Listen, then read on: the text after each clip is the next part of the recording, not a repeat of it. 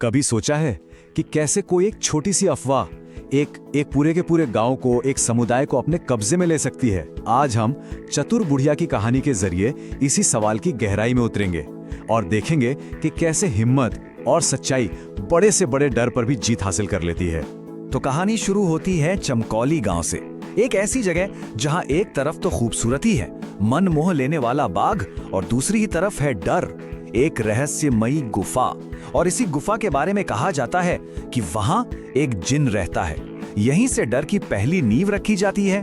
और ये सिर्फ कोई कही सुनी बात नहीं है, ये डर गांव वालों की रोज की जिंदगी का हिस्सा बन चुका है। गुफा से जो अजीब अजीब सी आवाजें आती हैं, वो उनके दिलों में खौफ पैदा करती हैं। और फिर जब एक दुखद घटना घटती है, तो ये डर एक भयानक हकीकत का रूप ले लेता है। जब रांझा नाम का एक नौजवान हिम्मत करता है, सच जानने की कोशिश करता है, तो उसे इसकी कीमत अपनी जान देकर चुकानी पड़ती है।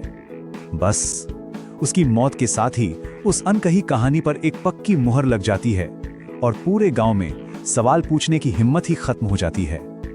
डर अब हर किसी पर हावी है। लेकिन कहते हैं ना, जहां डर का राज हो वहीं कहीं ना कहीं हिम्मत भी जन्म लेती है। कहानी में अब एंट्री होती है दो बहनों की, रीमा और सीमा। दोनों उस खूबसूरत बाग की तरफ खींची चली जाती हैं, पर उनके सामने भी वही डर की दीवार खड़ी है जो सालों से गांव को रोके हुए है।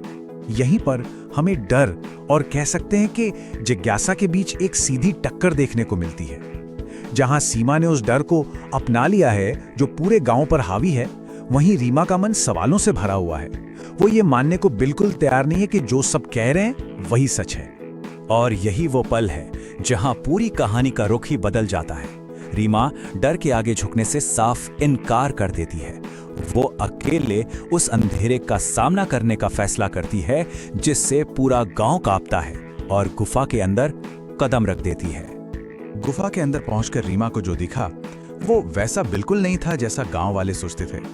वहां कोई भयानक राक्षस नहीं, बल्कि एक रहस्यमयी परछाई और उसकी आवाज मिलती है। यहीं से कहानी का असली राज खुलना शुरू होता है।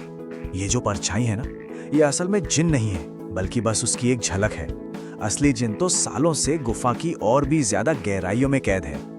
वो परछाई रीमा से मदद की गुहार लगाती है और उसे असली जिन तक पहुंचने का रास्ता दिखाती है। और यहां खुलता है धोखे का पूरा राज। जिनको कैद करने वाली कोई और नहीं, बल्कि वही बूढ़ी औरत है। उसने एक जादुई फल का लालच देकर जिन से ना सिर्फ 2 वरदान लिए, बल्कि उसे हमेशा के लिए अपना गुलाम भी बना लिया। और फिर सामने आता है कहानी का सबसे बड़ा, सबसे चौंकाने वाला झूठ। रांझा की मौत का जिम्मेदार कोई जिन नहीं, बल्कि वही लालची औरत थी। रांझा ने सच का पता लगा लिया था और इसीलिए उसे अपनी जान गंवानी पड़ी। तो अब जिन की आजादी की चाबी भी वही जादुई फल है। मतलब रीमा का मिशन अब और भी ज्यादा खतरनाक हो गया है। उसे अब असली विलेन के घर से उस फल को हासिल करना है। यहाँ रीमा सिर्फ अपनी हिम्मत नहीं, बल्कि अपनी समझदारी का भी इस्तेमाल करती है। वो कोई जल्दबाजी नहीं करती, बल्कि सही मौके का इंतजार करती है और बड़ी सावधानी से अपने मिशन को अंजाम देती है। और उसे वो फल मिल भी जाता है। मिशन का पहला हिस्सा कामयाब हो जाता है और एक पल के लिए ऐसा लगता है कि शायद सब कुछ आसान हो जाएगा। पर तभी कहानी में एक और मोड़ आता है।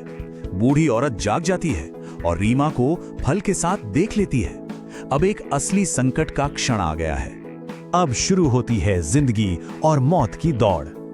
रीमा फल लेकर गुफा की तरफ भागती है और वो बूढ़ी औरत उसके पीछे।